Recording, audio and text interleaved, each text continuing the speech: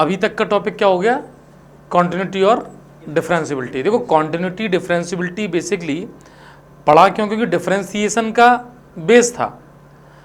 Actually हुआ क्या, हमें डिफरेंशियबिलिटी समझनी इसलिए थी क्यों, डिफरेंशिएशन समझ में आना चाहिए। डिफरेंशिएशन के सारे फॉर्मूले जो आए हैं वो फर्स्ट प्रिंसिपल से आए हैं, और जो फर्स्ट प्रिंसिपल है वो डिफरेंशियबिलिटी के लिए फर्स्ट प्रिंसिपल है, जिसको आरएसडी बोलते हैं। अच्छा, डिफरेंशियबिलिटी सीखने के लिए हमें कॉन्टिन्यूटी सीखना पड़ा, क्योंकि वो एक दूसरे से रिलेटेड है। अब बात करते हैं, आज से टॉपिक स्टार्ट कर रहे हैं डिफरेंशिएशन।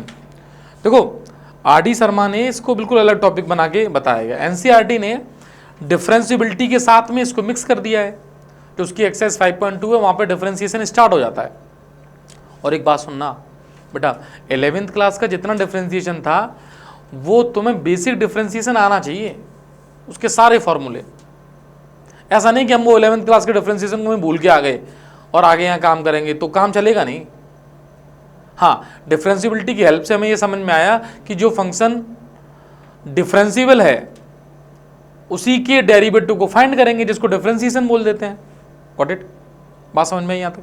अब सुनो, जैसे हेडिंग पढ़ी हो डिफरेंशिएशन, तो तुम ये समझ सकते हो कि डिफरेंशिएशन का मतलब किसी भी फंक्शन का, जैसे मैं f(x) ले लूँ फंक्शन और उसका x इक्वल टू a पर डिफरेंशिएशन बताऊं, तो इसी को लिखते हैं f' a। एक्चुअली हुआ क्या है, फंक्शन तो f(x) है ना, फिर उसका डेरिवेटिव किया, मींस x के रेस्पेक्ट में उसको डिफरेंशिएट किया और इसकी वैल्यू को लिख दिया f'(x) और x को a से रिप्लेस कर दिया, तो निकल के आ गया f'(a)। यस और नो? अब डिफरेंशिएशन के जितने भी बेसिक कॉन्सेप्ट्स क्लास 11th के थे, वो सारे कॉन्सेप्ट साथ में लेके चलने हैं, और वो सारे फॉर्मूले। तो पहले बात करते हैं वो स्टैंडर्ड फॉर्मूले। तो देखो लिस्ट बनी हुई है, ये याद करें, हमने फर्स्ट प्रिंसिपल से ये सारे फॉर्मूले डराइव किए हुए थे, सारे। मतलब तुम्हें x⁴n जो कि बहुत बेसिक डिफरेंशिएशन का फॉर्मूला है, ये समझ में आना चाहिए। और ये आया था कहाँ से? फर्स्ट प्रिंसिपल से। बेटा मैं ज़्यादातर कोशिश करता हूँ बच्चों को ये बात समझाऊँ कि इसको याद इस तरीके से रखना है, वेरिएबल की पावर कांस्टेंट है। कोई वेरिएबल मिलेगा उसकी पावर कांस्टेंट है, तो इसका फॉर्मूला आता है n इंटू एक्स की पावर n-1। और एक बात याद रखना, ये x के लिए ही लीनियर होना चाहिए। ये x को x मत समझ लेना, x लीनियर फॉर्म में ही है यहाँ पर। आगे जाके इसको हम सिंप्लीफाई करेंगे। Got it? अच्छा, मीन्स एक वेरिएबल है जो लीनियर फॉर्म में, उसकी पावर n है, तब ये फॉर्मूला है। अब जैसे मैं कहूँ तुमसे कि मैंने फॉर्मूला पूछा आपसे कि बताओ डिफरेंशिएशन ऑफ x⁴ 1/2, यानी √x का डिफरेंशिएशन पूछा मैंने। x⁴ 1/2 क्या होगा? n आगे आएगा 1/2, x की पावर कितनी? 1/2 -1, तो ये बन जाएगा 1/2 x की पावर -1/2। अब हाँ, ये फॉर्मूला यही चल रहा है फर्स्ट वाला, n into X to power n-1। इसको सिंप्लीफाई करके क्या लिख देंगे? 1/2√x। ऐसा 11th क्लास में भी मैं जब बताता हूँ तो कहता हूँ कि इसको स्पेशल फार्मूला है, समझ में आना चाहिए, और बहुत यूज़ होता है, मैक्सिमम क्वेश्चंस में यूज होता है x⁴n। अब सुनो, x⁴n हो गया, यहाँ मैं दिखाता चल रहा हूँ। पहला फार्मूला x⁴n, फिर e⁴x, फिर a⁴x। a⁴x बच्चों को कन्फ्यूजन होता है, याद रखना। a⁴x में a जो है ना वो कांस्टेंट है बेटा, ये वेरिएबल की पावर कांस्टेंट है और वो कांस्टेंट की पावर वेरिएबल है। a की पावर x को डील करना। अच्छा हाँ, ये लेकिन एक्सपोनेंशियल फंक्शन है तो उसको थोड़ा रेस्पेक्ट देना है भाई। हाँ, जैसे 2 की पावर x है तब भी यही करेंगे हम, यही फॉर्मूला लगाएंगे। 3 की पावर x है, 4 की पावर x है, वो फॉर्मूला यही रहेगा। इसी का स्पेशल केस होता है e⁴x, ये लिखा हुआ है, e⁴x ये लिखा हुआ है। इसका स्पेशल केस क्यों? a की वैल्यू e हो गई तो log a बेस e, इसकी वैल्यू 1 हो जाती है। log e बेस e, इसकी वैल्यू हो जाएगी 1। तो इस केस में ये फॉर्मूला इतना बचेगा बस। तुम कह सकते हो कि इसके साथ में ये भी लिखा हुआ है log e बेस e, लेकिन वैल्यू 1 है तो फॉर्मूला क्या लिखा हुआ है? e⁴x लिखा हुआ है। Got it. तो बताओ एक्स टू पावर एन का फॉर्मूला एन इंटू एक्स की power n minus one, e to power x का formula e to power x, a to power x का फॉर्मूला और डिफरेंशिएशन का formula a to power x log a, तीन ये हो गए। चौथा लॉग एक्स का फॉर्मूला वन अपॉन एक्स। पांचवा लॉग एक्स बेस ए का फॉर्मूला। यदि इसको मैं समझाना चाहूं कि log x बेस ए का फॉर्मूला कैसे आया है, देखें जरा। सपोज मैं log x बेस ए के फॉर्मूले को यहां एक्सप्लेन कर रहा हूं, देखना। Actually log x base A is written as log x upon log a, ऐसे लिख सकते हैं। बेस अलग अलग हो जाएगा और बेस ई हो जाएगा। ये बेटा लॉग का फॉर्मूला है जिसको बोलते हैं बेस चेंज फॉर्मूला। अब बात सुनो, डिफरेंशिएशन के 11th क्लास के बेसिक फार्मूलों में एक फार्मूला था कि आपके पास डिफरेंशिएशन करते समय कभी कोई नंबर के साथ मतलब कांस्टेंट के साथ फंक्शन आता है तो कांस्टेंट बाहर आ जाता है, मतलब हम डिफरेंशिएशन सिर्फ करेंगे x का, जो x का फंक्शन है ये, तो वो रूल इसमें भी लगेगा। अब मुझे इसका डेरिवेटिव करना है x के रेस्पेक्ट में, अच्छी बात है, तो मैंने यहाँ डेरिवेटिव कर दिया x के रेस्पेक्ट में। अब होगा क्या, वन अपॉन लॉग ए बाहर आ जाएगा, तो वन अपॉन लॉग ए बाहर आ गया और क्वेश्चन बचा कि डेरिवेटिव ऑफ लॉग x, और लॉग x के डेरिवेटिव का फॉर्मूला ये ऑलरेडी लिखा हुआ है वन अपॉन एक्स, तो ये बन जाएगा one upon log a base e into one upon x. तो इसी फॉर्मूले को देखो यहां लिखा हुआ है one upon x log a, yes और नो, तो ये वाला फॉर्मूला आ गया। फिर ट्रिग्नोमेट्री के सारे फॉर्मूले जो याद होने चाहिए, मतलब तुम ये कह सकते हो कि दो फॉर्मूले तुम्हें दिक्कत करेंगे। देखो लॉग एक्स तो सबको याद होता है, वन अपॉन एक्स होता है, ये वाला लॉग एक्स बेस ए तो ये याद हो जाएगा, वन अपॉन एक्स है ही है, उसके नीचे लॉग ए लिख देंगे। भाई इसमें क्या अंतर है, वन अपॉन एक्स लॉग ए, इसमें ई टू पावर एक्स लॉग ए, तो याद कर सकते हैं, यस और नो। तो बताओ लॉग एक्स पता चल गया, लॉग एक्स बेस ए पता चल गया। जब बेस ए होगा तब हम वन अपॉन एक्स लॉग ए लिख देंगे, और बेस ई है तो वन अपॉन एक्स ही रहेगा। साइन एक्स का कॉस एक्स का minus sine x, tan x का sec square x, cot x का minus cosec square x, sec x का sec x tan x, cosec x का minus cosec x cot x. ये सारे फॉर्मूले 11th class के वो हैं जो फंडामेंटली तुम्हें याद होने चाहिए। और ये सब कैसे आए थे, फर्स्ट प्रिंसिपल से आए थे। तो ये लिस्ट यहाँ पड़ी हुई है, नोट करें, समझ में आए, देखें उसको, और आपको उसका मिल भी जाएगा। फर्स्ट प्रिंसिपल अब सिलेबस में नहीं है, अब फर्स्ट प्रिंसिपल पे ध्यान नहीं देना है, वो तो चला गया 11th क्लास की बात। अब बस ये डेरिवेशन, अब ये फॉर्मूले याद रखने हैं हमें कि फॉर्मूले कैसे आए, कहाँ से आए, वो समझने हैं। हाँ ये बात है, क्योंकि जब तुम लिखोगे ना तो तुम्हारे दिमाग की मेमोरी वर्क करती है उसमें, जिसको तुम्हें लगता है ना वेस्ट ऑफ टाइम, वो वेस्ट ऑफ टाइम है नहीं। डिफरेंशिएशन के ये बेसिक फार्मूले सारे दिमाग में फिट करने हैं, याद रखने हैं, ठीक। अब मेरी बात सुनो, 11th क्लास में डिफरेंशिएशन की 3 या 4 फंडामेंटल थ्योरम और थी। देखो उनका यूज़ हालांकि मुझे बताना नहीं चाहिए, तो मैं आना चाहिए वैसे तो। पहली थ्योरम थी फर्स्ट थ्योरम, जिसमें लिखा जाता था, ये ध्यान से समझना है कि मान लो दो फंक्शन ऐड हो रहे हैं या सब्ट्रैक्ट हो रहे हैं बेटा, और दोनों एक्स के ही फंक्शन है। एक बात और समझना, एक्स के रेस्पेक्ट में डेरिवेटिव करेंगे तो एक्स वेरिएबल की तरह ट्रीट करेगा, और कांस्टेंट का डिफरेंशिएशन 0 होता है, वो बात भी समझ में आनी चाहिए। तो यहाँ पर क्या होता है कि ये दोनों अलग अलग हो जाते हैं, यानी एफ एक्स का डेरिवेटिव अलग हो जाएगा और जी एक्स का डेरिवेटिव अलग हो जाएगा। ये एक सिंपल सा रूल है। जैसे कोई कहे साइन एक्स प्लस एक्स को डिफरेंशिएट करो, मान लो फॉर्मूला आया, मतलब क्वेश्चन आया sine x plus ten x, इसको डिफरेंशिएट करना है, तो साइन एक्स का क्या हो जाएगा कॉस एक्स, और टेन एक्स का हो जाएगा सेक स्क्वायर एक्स, तो दोनों को डिफरेंशिएट कर देंगे। अब समझना, इस फर्स्ट रूल के बाद सेकंड रूल है मल्टीप्लिकेशन का।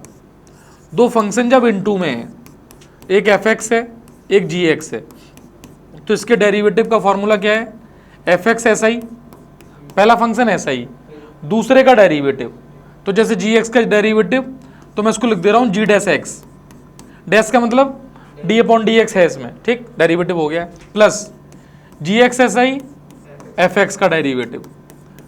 अब ये मत कहना कि सर किसको एफ एक्स लें किसको जी एक्स लें, किसी भी फंक्शन में कुछ भी ले सकते हो आप, ठीक। सेकंड थर्ड रूल, अच्छा इसकी हेल्प से तुम इसको भी समझ सकते हो, जैसे मैं अभी बता रहा था के इंटू एफ एक्स, ये मैंने बोला था। अब हालांकि कुछ बच्चे होते हैं इसमें भी यू इंटू वी लगा देते हैं, मतलब पहला फंक्शन इंटू दूसरा फंक्शन। तो ये बताओ, पहला एस आई एफ एक्स का derivative plus F x S आई, तो के का डेरिवेटिव तो जीरो हो जाएगा क्योंकि के कांस्टेंट है। इसलिए बेटा इसमें डायरेक्ट लिख देते हैं कि के को बाहर करो और डेरिवेटिव तुम्हें किसका करना है, सिर्फ एफ एक्स का करना है। बेसिकली आया तो यहीं से है ये। अब सुनो तीसरा, अपॉन में जब फंक्शन होता है मीन्स एफ एक्स अपॉन जी एक्स फॉर्म जो होती है, यू अपॉन वी जिसको बोलते हैं, जैसे मैं लिख रहा हूँ वैसे फॉर्मूले को याद रखना किस तरीके से करते हैं। ये आ गई एक अपॉन की लाइन, सबसे पहले लिखते हैं डिनोमिनेटर का होल स्क्वायर, सीख लो, जी एक्स इसका होल स्क्वायर याद रह जाएगा, इससे और कुछ नहीं है यार। फिर जी एक्स एस आई, समझो इसको, जी एक्स एस आई डिनोमिनेटर का होल स्क्वायर, ये एस आई, इसका करना है तुम्हें यहाँ डेरिवेटिव एफ डैश एक्स। अब इसको कर दो उल्टा, मतलब जो एफ डैश एक्स है उसका डेरिवेटिव किया तो एफ एक्स ऐसे ही रहेगा, बचा हुआ जी एक्स है उसका डेरिवेटिव यहाँ कर देंगे जी डैश एक्स। बेटा मुझे हालांकि 12th क्लास में तुम बुक्स में भी देखोगे तब भी वो ये कहेगा कि 11th क्लास में हमने पढ़ रखे हैं डेरिवेटिव ऑफ जी एक्स। बहुत ही बढ़िया क्वेश्चन पूछा, लेकिन काफी लेट पूछा है तुमने, यहाँ पे भी तो डैश लिखा था, तो मैं कंफर्म यहाँ लिख दे रहा हूँ कि डेरिवेटिव ऑफ जी एक्स इसी को लिखा जा रहा है जी डैश एक्स। तुम जैसे और बच्चे हो जो वीडियो देखें और बाद में कहें जी डैश एक्स क्या है, तो मेरे पास उनकी आवाज़ तो आएगी नहीं, स्मार्ट नहीं, कमेंट्स तो आएंगे। हाँ गधे टाइप के होते हैं जो ध्यान नहीं दे रहे होते हैं, हाँ देख नहीं रहे हो, सुन रहे हो। बात समझ में आ गई है? तो बताओ एफ एक्स प्लस माइनस जी एक्स का फॉर्मूला आ गया, फिर एफ एक्स इंटू जी एक्स का आ गया और डिवाइड का आ गया, ठीक। अब बात सुनना, 12th क्लास में ये रहा ना, ये इधर बेटा जिस समय तुम्हारा ध्यान नहीं था उस समय फॉर्मूला लिखा हुआ था ये एफ एक्स इंटू जी एक्स का। अब ध्यान से देख लो, ज़्यादा बेइज्जती सामने होनी नहीं चाहिए, इसलिए देख लो। ये इंटू है, ये प्लस है, माइनस है, ये इंटू है और ये डिवाइड है। बेटा प्लस माइनस दोनों ही हैं या प्लस माइनस लिखे हुए हैं? अब सुनो, इन 4 बेसिक थ्योरम्स के बाद यदि मैं 12th क्लास की इंपॉर्टेंट थ्योरम की बात करूं ना तो वो कहलाती है चेन रूल। क्यों उसका यूज आएगा, क्यों करना पड़ेगा, उसके लिए बात करेंगे हम। उससे पहले कुछ डेरिवेटिव करना सीख रहे हैं, कुछ एग्जांपल्स हैं वो देखते हैं। जैसे पहला क्वेश्चन, देखिए सारे क्वेश्चन मैंने एग्जाम्पलर एनसीईआरटी उन्हीं के क्वेश्चन लिए, ध्यान से समझना है उनको। ये बताओ मुझे एफ एक्स कॉस एक्स का मॉड है और मुझे डेरिवेटिव पूछ रहा है और 2 क्वेश्चन है कि π/4 पे बताओ, 3π/4 पे बताओ। अब सीखना बेटा, इस समय बिल्कुल प्रॉपर ध्यान देना चाहिए। ये बताओ, मैं cos x का मुझे फॉर्मूला तो पता है माइनस साइन एक्स होता है, लेकिन ये तो मॉड cos x है और मॉड cos x का कोई फॉर्मूला नहीं होता। जैसे ही मॉड आए ना हमारे दिमाग में एक बात आनी चाहिए, how we open the mod, mod को ओपन कैसे करते हैं। और उसके लिए एक ही रूल है, मॉड के अंदर की वैल्यू यदि पॉजिटिव है तो पॉजिटिव ओपन होगा। अब मुझे एक बात बताना, ये जो एफ एक्स लिखा है ये मॉड cos x है, ठीक बेटा। x इक्वल टू π/4 पे जब रखोगे तो ये वैल्यू कितनी आएगी, 1/√2। तो पता है इस केस में एफ एक्स रह जाएगा cos x बस। क्यों? क्योंकि फॉर x कितना है π/4। तो तुम्हें कुछ नहीं करना है, अगले स्टेप पे लिखना है एफ डैश एक्स और एफ डैश एक्स हो जाएगा माइनस का साइन एक्स और x को ये इनपुट कर देंगे तो निकल के आएगा एफ डैश π/4। तो इसकी वैल्यू आएगी माइनस साइन π/4 और साइन 45 डिग्री की वैल्यू होती है 1/√2। तो पहले क्वेश्चन का आंसर आ गया माइनस 1/√2। बोलो बोलो बोलो एक और बार। F x mod cos x था। अच्छा, मेन फंडामेंटल है how we open this mod. तो उसके लिए मैं देखता हूं इसमें इनपुट क्या है, 2 क्वेश्चन दिए क्यों हैं। दो क्वेश्चन इसलिए दिए हैं कि बच्चे को समझ में आ जाना चाहिए कि मॉड ओपन करना है। अब देखना, इस बात को समझने के लिए तुम ये देखो कि x इक्वल टू 3π/4 पे क्या होगा। अब देखो 3π/4 होता है 135 डिग्री, यानी सेकंड क्वाड्रेंट में cos थीटा होता है नेगेटिव, क्योंकि ASTC के रूल से साइन पॉजिटिव है तो cos नेगेटिव है। इसका मतलब ये अंदर की वैल्यू नेगेटिव है, तो इस केस में fx रह जाएगा माइनस cos x। बेटा आपको एक बात बताएं, fx cos x है और fx माइनस cos x है, यही तो मॉड की स्पेशलिटी है। लेकिन fx cos x x equal to π/4 पर है और fx minus cos x x equal to 3π/4 पर है। बच्चा ये नहीं समझता है, बच्चा कहता है +-4 खुलेगा। नहीं भाई साहब, +4 या प्लस तब ओपन होगा जब अंदर वाला जो वैल्यू लेगा वो पॉजिटिव लेगा। जैसे cos x है यहाँ पर, उसकी वैल्यू पॉजिटिव है इसलिए cos x ओपन हुआ है, और जब 3π/4 रखा तो उसकी वैल्यू कैसी हो गई, नेगेटिव। क्यों? क्योंकि cos 135 डिग्री पे वैल्यू होती है -1/√2, नेगेटिव वैल्यू होती है, इसलिए उसको नेगेटिव ओपन किया है। अब देखना, जब डेरिवेटिव करोगे तो इसका क्या निकलेगा, f'(x). cos x का ऑलरेडी होता है माइनस sin x, और एक माइनस ऑलरेडी है तो minus into minus sin x, तो माइनस माइनस क्या हो गया, प्लस। अब वैल्यू किस पे पूछी जा रही है, 3π/4 पर। 3π/4 इसमें रखोगे तो sin 3π/4, और बेटा sin 3π/4 की वैल्यू आएगी 1/√2। क्यों? सेकेंड क्वाड्रेंट में sin x पॉजिटिव होता है। अब मेरी बात सुनना, ये एग्जाम्पलर की यही तो खासियत है, उसने एक छोटा सा क्वेश्चन दिया है, लेकिन वो ये भी पूछ सकता था कि चलो cos x का डेरिवेटिव कर दो। ये पूछेगी NCERT। एग्जाम्पलर जब पूछेगा ना तो ऐसे ही पूछेगा, मॉड cos x का डेरिवेटिव कर दो आप, और तुम कर नहीं पाओगे। क्यों? तो मॉड फंक्शन की स्पेशलिटी समझ ही नहीं पाओगे। समझ गए, बहुत अच्छी बात है। तो यदि मॉड फंक्शन को देख लोगे तब तुम इतना काम कर पाओगे, नहीं तो कोई ये देखेगा कि 2-2 बार क्यों दे रखा है, क्या यूज है 2-2 बार, और वो cos x का डेरिवेटिव माइनस sin x लिख के दोनों में चलाएगा। अब तुम देख लो, यदि ऐसा काम सीखना है तो पहले इसको समझो। समझ में आई बात? थोड़ी बहुत आई होगी, दिमाग में रखना है इसको ध्यान से। अब देखो, जैसे ये क्वेश्चन है, यदि वो पूरी आ गई ना तो कायदा तो हाँ करके दिखाओ। चलो, तो कायदा तो कहता है ये तुम्हें करना चाहिए यदि बात पूरी समझ में आ गई हो तो। करो।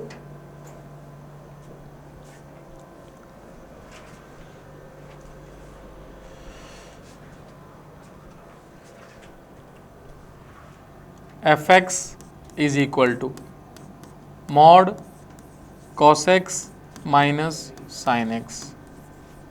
ये मॉड ना होता तो क्वेश्चन बहुत आसान होता। बेटा नीचे देखो, cos x minus sin x है। अब cos x minus sin x mod ना होता बस तो मैं डिफरेंशिएट कर देता। अब क्या करूं, मॉड हटाना है।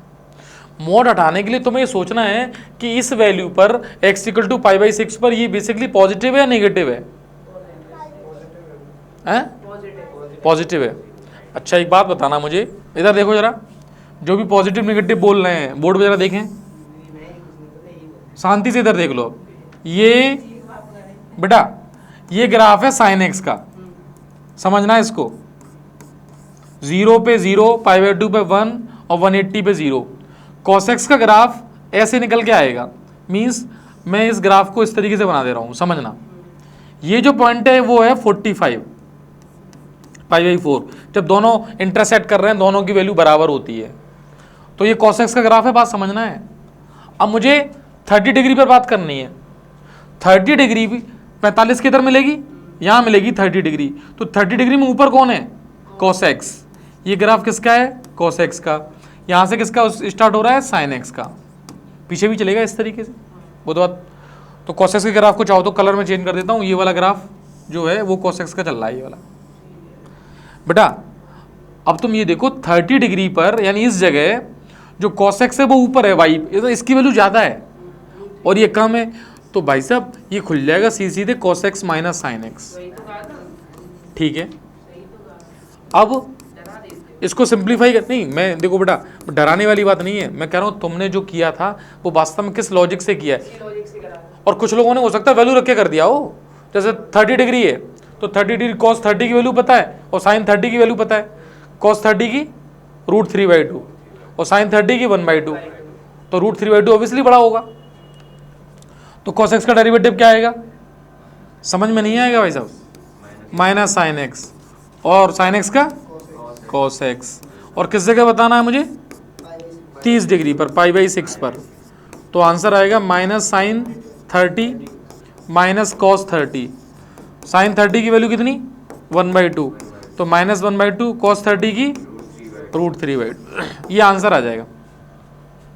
सिमिलरली जब हम करेंगे π/3 पर, अब इधर देखना, इधर देखो 30 डिग्री यहाँ था, π/6 यहाँ था, 60 डिग्री यहाँ मिलेगा, 60 पे साइन बड़ा हो जाएगा, मतलब ये हो जाएगा fx बनेगा minus times cos x minus sine x, और इसको सिंप्लीफाई करेंगे तो ये बनेगा sine x minus cos x. अब तुम्हें डेरिवेटिव करना है एफ डैश एक्स, तो ये कॉस एक्स हो गया और प्लस साइन एक्स हो गया, और 30 डिग्री इसमें रख दो तो एफ डैश, वो सॉरी 60 डिग्री, एफ 60 पर वैल्यू आ जाएगी कॉस 60 और साइन 60। तो कॉस 60 की वैल्यू कितनी है, 1/2, और साइन 60 की √3/2, तो ये 1/2 प्लस √3/2, ये आंसर आ जाएगा। बात, क्वेश्चन तो छोटा सा ही है, बस हमें ये बात समझ में आए तब है छोटा सा भाई। आ रही है, ठीक है, हाँ हाँ भी लिखने का टाइम दे रहे हैं हम। सेम क्वेश्चन देखो, ये वाला करना है। अब पहले एक काम करो, तुम चाहो उस वाले को नोट कर लो,